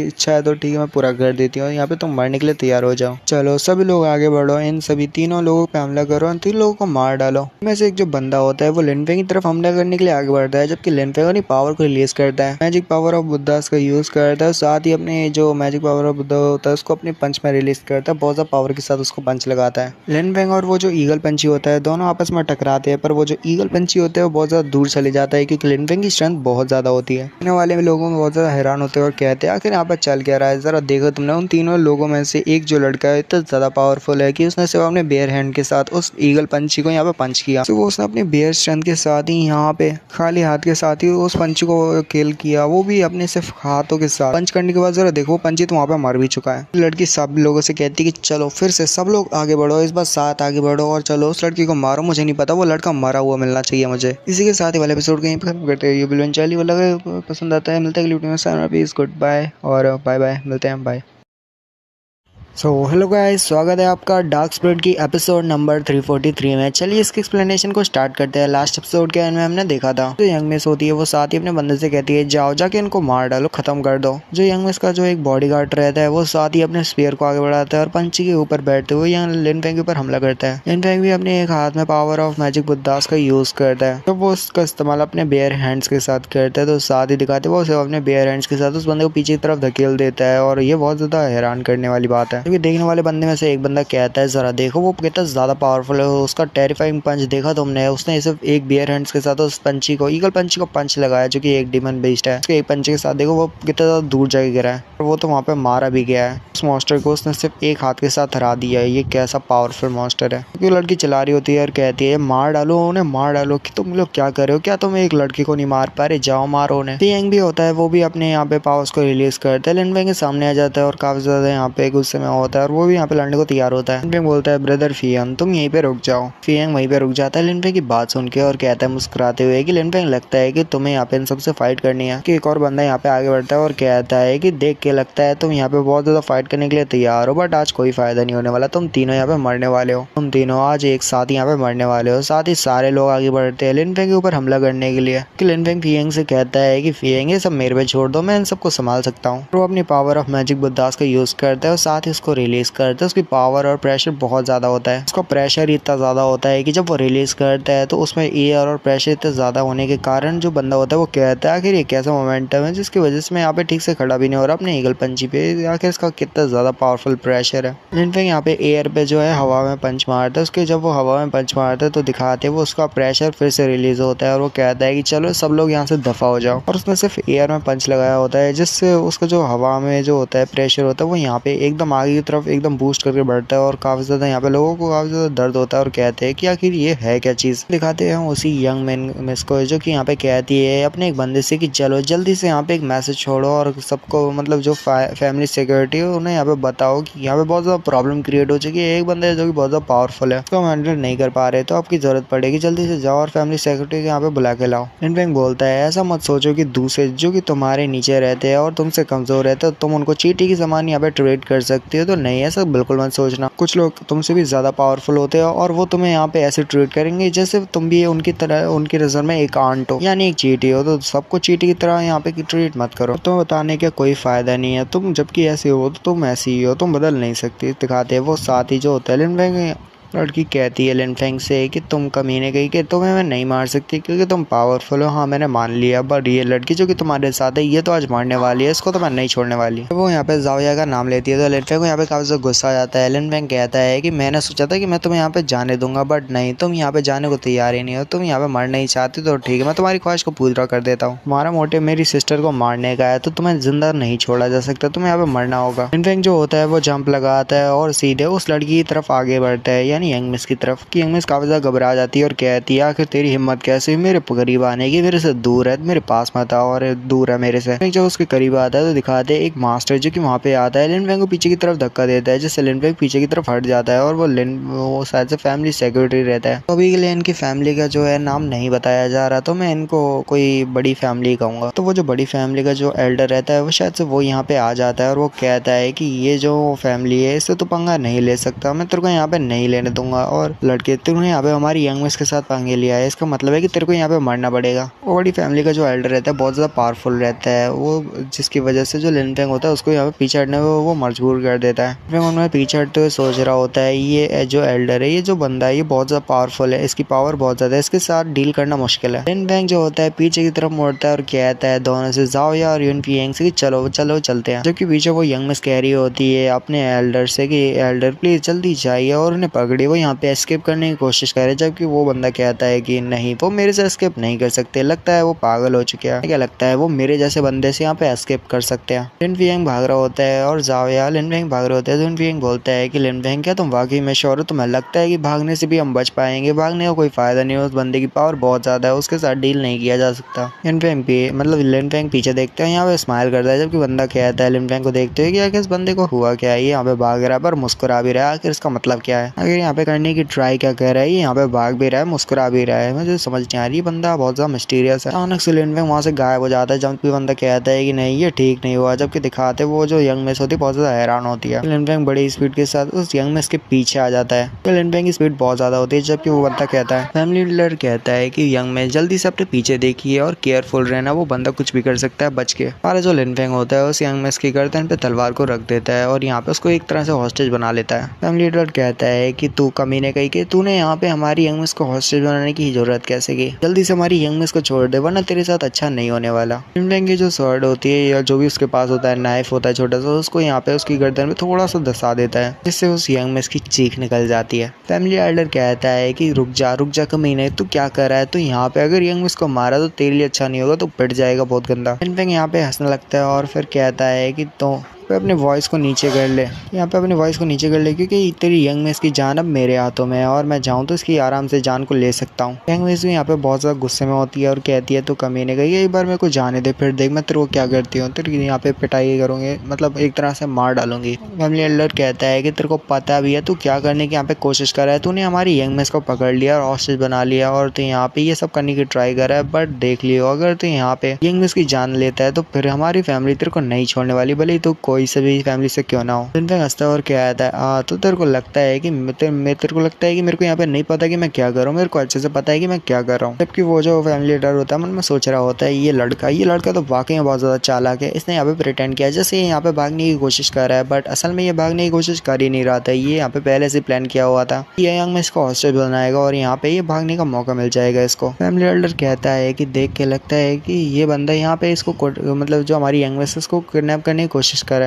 और फाइनली अब जाके मैंने नोटिस किया इनकी जो फैमिली है इनका नाम टाइशो फैमिली है, वरना तो ये पता नहीं क्यों बार बार मुझे दिखा रहा था इनकी फैमिली का नाम अंकल्स फैमिली है, बट इनका नाम पता चल चुका है फैमिली का जिनका नाम टाइशो फैमिली है। तो टाइशो फैमिली के जो एल्डर होते हैं वो यहाँ पे काफी ज्यादा हैरान होते हैं लिन फेंग की पावर को देख के और उसकी चालाकी को देख के। लिन फेंग यहाँ पे हंसते हुए उस बंदे से बोलता है कि अगर मैं यहाँ पे तुमसे भागने लगता और भागने की कोशिश करता तो फिर मैं पूरी जिंदगी पावरफुल लोगों से भागता, बट नहीं, अब यहाँ पे मैं भागने की कोशिश तो बिल्कुल नहीं करने वाला। और हमेशा कोई कितना ही ज्यादा पावरफुल क्यों ना हो, अगर वो किसी को प्रोटेक्ट करना चाहता है तो वो यहाँ पे बहुत ज्यादा बड़ी मुसीबत में पड़ सकता है जब उसके जो बंदा उसका जो दुश्मन है वो उसको प्रोटेक्ट करने वाले को यहाँ पे हॉस्टेज बना लेता है। तो इनमें बोलता है जैसे कि मैंने तुम्हारी यंग मिस को यहाँ पे किडनैप कर लिया है और उसको हॉस्टेज बना लिया है, जबकि तुम इतने ज्यादा पावरफुल हो तो मेरे को हरा सकते हो, पर जरा देखो तुम अभी इस टाइम पे यूजलेस हो क्योंकि तुम्हें अपनी यंग मिस को प्रोटेक्ट करना है, पर तुम जानते हो अगर तुमने एक भी कदम बढ़ाया तो मैं तुम्हारी यंग मिस को पूरी तरह से जान से खत्म कर दूंगा। और अगर तुम यहाँ पे यंग मिस को प्रोटेक्ट नहीं करते करते, तुम यंग मिस को नहीं जानते तो तुम अपनी मर्जी का करते, यानी कि तुम जो चाहते वो करते। और एक दिन ऐसा आएगा जिस दिन तुम अपनी यंग मिस को बचाने के चक्कर में खुद मारे जाओगे, जबकि तुम्हारा खुद फायदा नहीं होएगा। तुम यहाँ पे यंग मिस को प्रोटेक्ट करते हुए मारे जाओगे, दूसरों के लिए अपना सब कुछ दे दोगे, अपनी जान दे दोगे, बट तुम्हें यहाँ पे कोई फायदा नहीं होने वाला है इससे। जैसे कि अभी हो रहा है, मैं यंग मिस को मारती हूँ, तुम्हें यहाँ पे खत्म कर सकता हूँ। यंग मिस को हॉस्टेज बनाती हूँ, मतलब तुम्हें मारने का फायदा हो जाएगा। लिन फेंग की पावर यहाँ पे बहुत ज्यादा होती है। लिन फेंग अपने एक ही हाथ के साथ सिर्फ उसके जो होता है शोल्डर पे ऐसे करके टैप करता है, अपने हाथ को रखता है, सिर्फ रखता ही है। उसके साथ जो उसकी यंग मिस होती है, जो एल्डर की यंग मिस होती है, अब जो भी यंग मिस होती है उसको दिखाते हैं कि वो यहाँ पे चिल्लाती है। टाइसो फैमिली की यंग मिस जो होती है वो बहुत ज्यादा चिल्लाने लगती है और रोने लगती है और कहती है मेरी कल्टीवेशन। और इसी के साथ ये वाली एपिसोड यहीं पे खत्म हो जाता है। मिलते हैं अगली वीडियो में, तब तक के लिए सायोनारा, पीस, गुड बाय। तो मिलते हैं अगली वीडियो में, बाय बाय। कमेंट कर देना अच्छा लगता है, बाय।